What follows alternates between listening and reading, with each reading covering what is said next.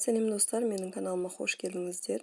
Бүгін сіздерге өте дәмді қызанақ және баялдыдан, яғни баклажаннан жасалатын тіске бастар жасап көрсетемін. Міне жаз айлары басталды. Балғын, баялды және қызанақтан осы тіске бастарды жасап көрулеріңізді кеңес беремін.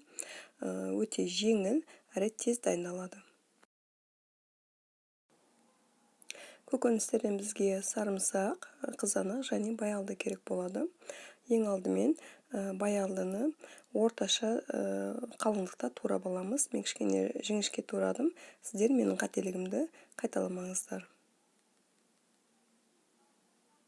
Туралған баялдыны суық тұзды суға салып 10 минуттай бұқтырып қоямыз.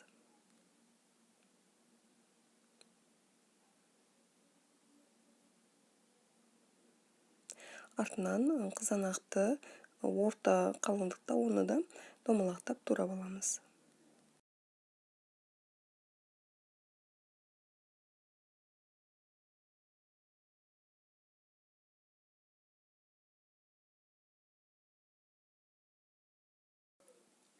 Сарымсақтарды мүмкіндігінше өте жіңішке ұсақтап тұруға тырысамыз.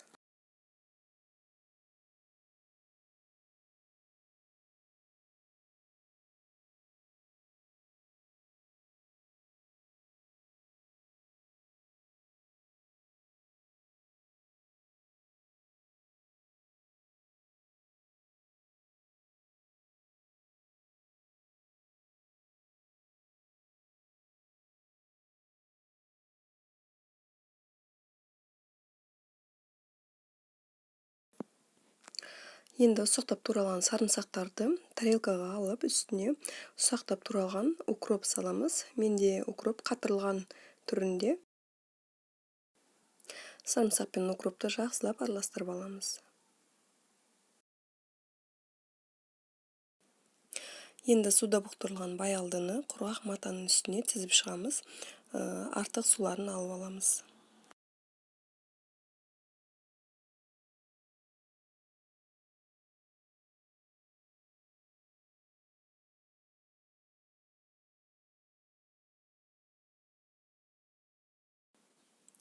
Баялды толықтай кепкеннен кейін екі жағын ауыстыра отырып, қызып тұрған майда қуырып аламыз.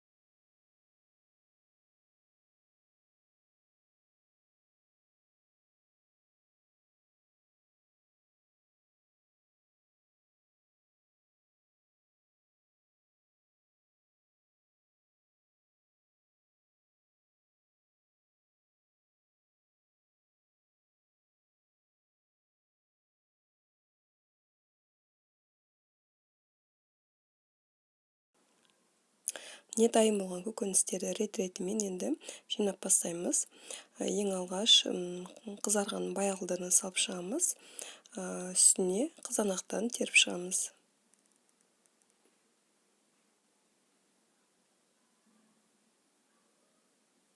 Қызанақтың үстіне кішкене тұзды шашып, артынан укроп және сарымсақты салып шығамыз. Осылайша барлығын рет-ретімен тіземіз.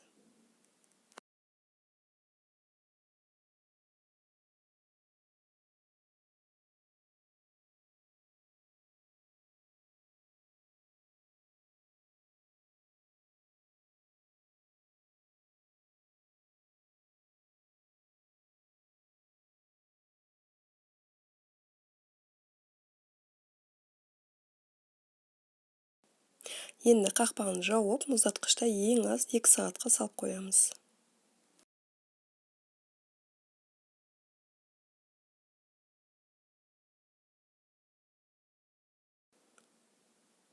Міне біздің тіске басар дайын болды.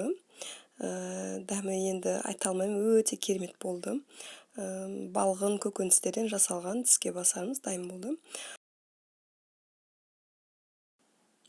Мен өзім бұл тіске басарды алғаш рет дайындап көрдім.